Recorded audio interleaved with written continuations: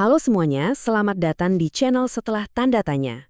Mengapa katak berbunyi sangat keras saat hujan? Nah, di penjelasan kali ini, kita bakal kupas tuntas rahasia di balik fenomena yang pastinya udah nggak asing lagi buat telinga kita.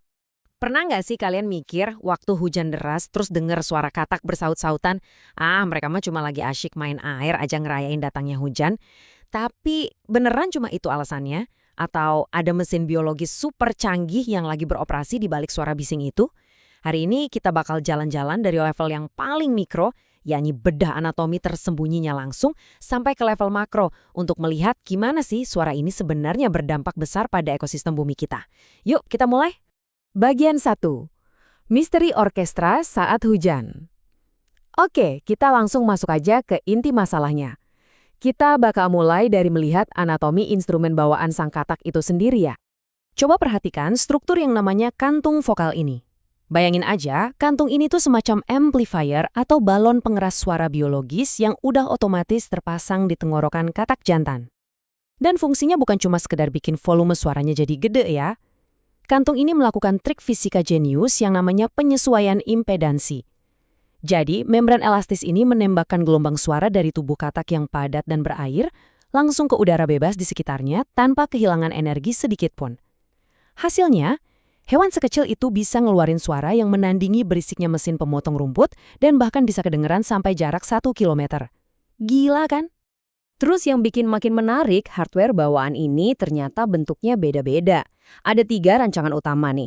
Ada yang punya satu balon raksasa persis di tengah tenggorokan, terus ada tipe sepasang kantung terpisah di bawah rahang, dan ada juga yang letaknya di sisi kiri dan kanan sudut mulut. Nah, perbedaan instalasi pabrikan inilah yang bikin tiap spesies katak punya resonansi akustik dan karakter suara yang beda-beda banget. Masuk ke bagian 2, mesin suara dan pernapasan. Oke, logikanya begini. Dari mana sih hewan berukuran sekecil itu dapat napas dan energi buat riak sekeras itu terus-terusan? Jawabannya ada di cara mereka bernapas. Katak itu nggak napas kayak kita. Mereka menggunakan teknik pernapasan sirkular yang luar biasa keren. Pertama, paru-paru diisi udara sepenuh-penuh. Terus, mereka nutup rapat hidung dan mulutnya. Udara ini kemudian didorong kuat-kuat melewati pita suara di laring buat bikin suara, lalu masuk mengisi kantung vokal. Dan ini yang bikin takjub. Alih-alih dibuang keluar, udaranya dipompa balik lagi langsung ke paru-paru. Sistem daur ulang ekstrem ini bikin katak jantan bisa terus-terusan mengeluarkan bunyi ceroak secara stabil, bahkan pas mereka lagi tenggelam di bawah air.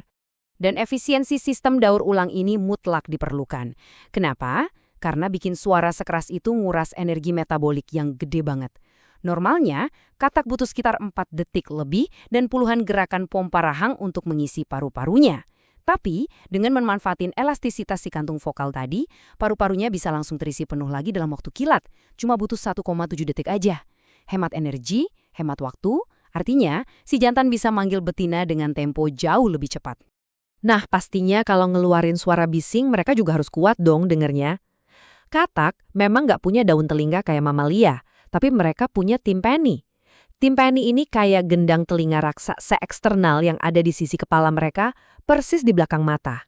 Saking kuatnya getaran suara di lingkungan mereka, gelombang suaranya tuh bisa merambat langsung menembus tulang-tulang si katak. Malahan, di beberapa spesies, timpani sang jantan ukurannya bisa jauh lebih gede dari matanya sendiri. Ini dipakai layaknya radar canggih buat mantau pergerakan jantan saingan di tengah gelapnya malam. Dan disinilah sains menemukan sesuatu yang benar-benar mind-blowing. Namanya paradoks kelembaban. Ingat kan kalau katak itu sangat mengandalkan kulit tipisnya buat menyerap oksigen? Nah, pas hujan turun, udaranya lembab banget. Ini bagus untuk hidrasi kulit. Tapi udara yang terlalu tebal dan syarat air malah bikin pertukaran oksigen jadi susah pas katak lagi aktif-aktifnya bergerak. Karena paru-parunya nggak bisa mengembang sendiri, mereka terpaksa narik napas dalam-dalam pakai otot leher dan dadanya dengan sangat keras. Upaya fisik yang ekstrem sampai ngos-ngosan inilah yang secara fisik memicu tekanan besar pembuat bunyi keras tadi. Jadi, pada dasarnya, suara berisik itu awalnya cuma efek samping dari hewan yang lagi butuh ekstra oksigen di tengah udara tebal saat hujan. Kita lanjut ke bagian 3, panggilan cinta di genangan. Nah, coba kita lihat gambaran besarnya. Kenapa momen hujan deras ini jadi pemicu utama perilaku massal mereka? Jawabannya ada pada genangan air itu sendiri. Buat katak yang telurnya butuh pembuahan eksternal, air adalah masalah hidup dan mati. Hujan deras itu ngebentuk kolam dadakan atau kolam sementara. Bisa berupa parit, cekungan jalan, atau sawah kering yang mendadak penuh air. Nah, genangan-genangan ini tuh punya satu keunggulan mutlak. Sama sekali nggak ada ikan predator di sana. Lokasi ini ibarat fasilitas penitipan bayi paling VIP yang super aman buat telur dan kecebong mereka bertumbuh. Tapi karena genangan ini bisa cepat kering, alam membagi taktik mereka jadi dua kubu strategi. Ada pembiak eksplosif, mereka ini tipe yang ngadain kawin massal gila-gilaan dan buru-buru, yang beres cuma dalam semalaman setelah hujan. Terus ada pembiak berkepanjangan, yang santai nyanyi berminggu-minggu, tapi akan langsung menaikkan volume suara mereka pas hujan turun dan mempermudah pernapasan mereka. Di dua arena ini, intinya sama. Panggilan yang paling kencang, paling cepat, itu murni papan reklame sang jantan buat menarik perhatian betina terbaik. Masuk ke bagian 4. Laporan cuaca radio alam. Disinilah riset sains benar-benar bikin takjub. Riset dari UC Davis menemukan kalau suara katak ini ternyata bukan cuma sekedar ajang pamer kekuatan fisik. Ternyata nyanyian mereka itu berfungsi layaknya laporan cuaca langsung. Metabolisme katak kan dikendalikan sama suhu luar. Kalau cuacanya mendung dan genangan airnya dingin, suara katak bakal terdengar lambat dan lesu. Tapi begitu airnya mulai menghangat, panggilannya jadi super cepat, tajam, dan penuh semangat.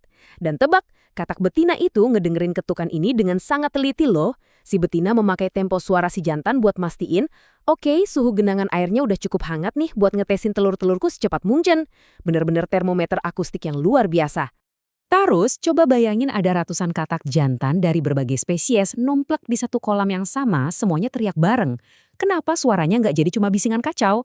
Jawabannya, partisi niche akustik. Bayangin aja mereka ini lagi ngetune saluran radio FM. Spesies yang badannya gede mengambil frekuensi nada bass di bawah, yang kecil melengking di frekuensi tinggi. Terus mereka juga punya sistem manajemen waktu milidetik, ada yang bertindak sebagai pemimpin yang ngasih ketukan awal, lalu diikuti sama yang lain secara bergiliran.